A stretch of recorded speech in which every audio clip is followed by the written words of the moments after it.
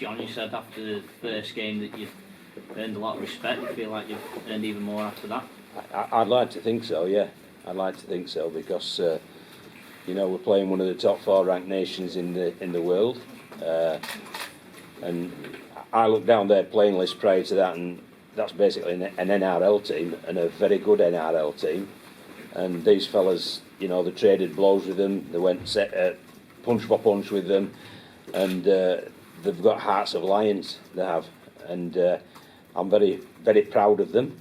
But conversely, we could have played better as well. We made too many errors in the second half. The first half we made 3 yardage errors, 2 resulted in tries, so there's still areas we can just fine-tune and improve upon technically and tactically, but you certainly can't fault the attitude, the heart and the endeavour.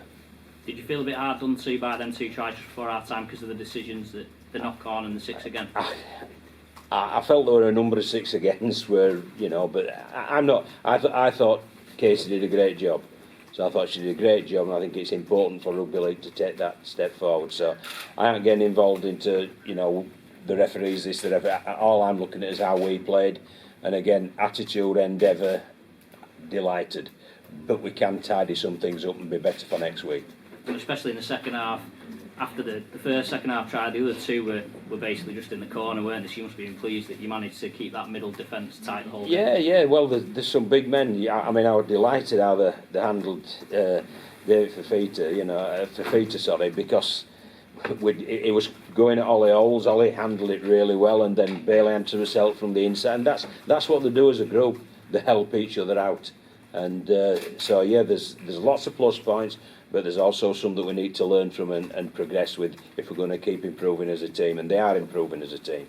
Can I just ask you about Joe Burke as well? He's played most of his career in the third tier, but in both the games he stood up really well. He's been great, yeah. I mean, I think geography is his enemy, isn't it? You know, he's got a plumbing business down in South Wales, so the number of teams that he's got are limited. I mean, somebody ought to try to persuade him to move up here and play up here, because if he played in a half-decent championship team, I'm certain that he'd stand out and people would realise exactly how good he is, because he's a real good player as a kid. Would you have had him at Widnes? If we got the money. Elliot, 35 minutes in, 6-4, you guys leading just before half-time. Did you dare to dream? Yeah, I thought our middles were immense, to be honest. We stuck to that game plan, and to be honest, I couldn't have asked any more of anyone, especially the middles and how they fronted up against a big Tongan pack. Kyle Evans got his chance on the wing today. He was rather impressive. I thought, not to put words into your mouth, he was quite strong on the wing. Although I don't think the hat-trick was down his wing, but apart from that. Yeah, I thought we were a little tight defensively down our right, and that put him on. That stressed him. He was ending up with 2 men opposite me a lot of times. When you get 2 men in your own 20, it's pretty difficult as a winger. I can tell you that from experience. But carrying the ball, I thought it was great. I thought his high ball reception was really good, and obviously the try he scored was a cracker. So yeah, he can feel very, very pleased and happy, and you know, I can't understand why I mean, I don't know whether Wakefield are offering him another deal, but I just can't understand why he hasn't got a deal somewhere, because he's a good player. There was a couple of changes there. Was there a couple of injuries in camp, or was it just players getting their chance? It was a bit of both. Yeah, I mean, obviously we've lost Ben Evans for the duration of the tournament with that throat injury.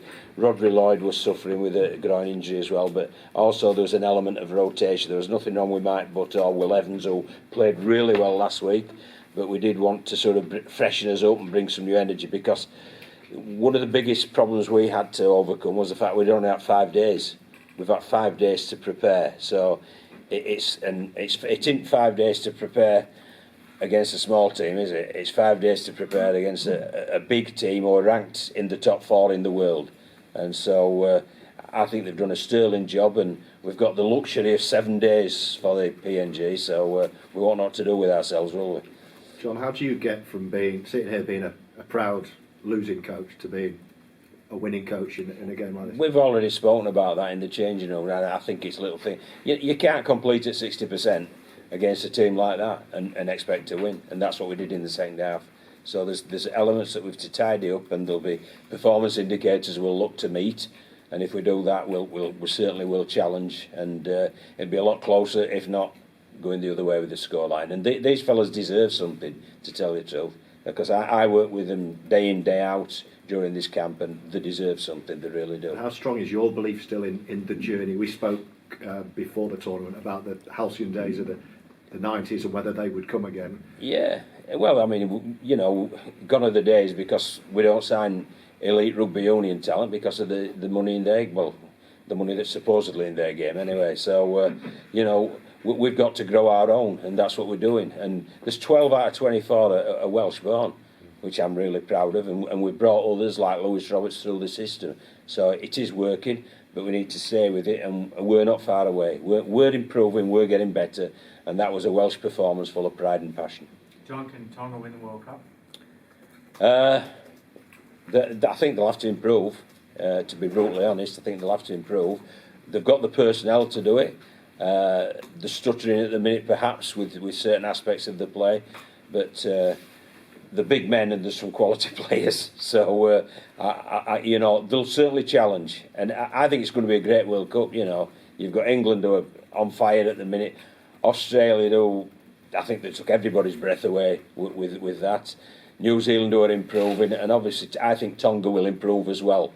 So they're the big four out there, and we've competed with one of the big four tonight in a very positive manner. If you had any air, John, would you be tearing it out when Dalton Grant didn't pass in the first half? Yes. There's the answer to that. Yeah, I think I'm glad the cameras weren't on me when that happened, to tell you the truth, because yeah, I think I questioned his decision making. Did you apologise to the players, or did he say anything about it? Did you give him any stick for it, or? No, it's one of them. It's in the heat of the moment, and he thought that he could get over the line himself, but yeah. Gavin? Elliot, a lot of people were worried about Wales in this World Cup, and yet you probably impressed the most out of the minnows. Were you worried about it, and how surprised have you been by the two performances? I'll be honest, I wasn't surprised, and the way that we play, I said it in like a number of interviews, and when we come together, the way that we play and train together is just, everyone just steps up their game to play for Wales. I think Breezy said it on BBC, you play with that passion, that pride, and we're always the underdog, but we like being the underdog, and it just shows on the field in those last two games. So no, I wasn't really. Was it Oils that came off near the end with his arm? Yes, with his shoulder. Yeah. How was it? Well, obviously it's difficult, you know, straight after a game in to do it, but I think he's got a problem with his AC joint. But it says it's settled down a lot from within 15 minutes of finishing the game, so I'm hopeful he'll be available to play, because I thought he did a great job tonight. I really did. 7 years now. And Elliot, how do you go about turning things around for the final game, and do you believe you can get a victory? Yeah, I think we just need to build on everything done in these last two games now. Like John said, there's some areas that we need to just fix up slightly, but we've had the game plans and we've executed them for 35, 40 minutes, 50 minutes. We just need to do a full 80-minute performance. Any more questions? Thanks everyone. Diolch. Thank you. Thank you. Diolch yn fawr. Diolch. Yeah. Diolch. Well done, John.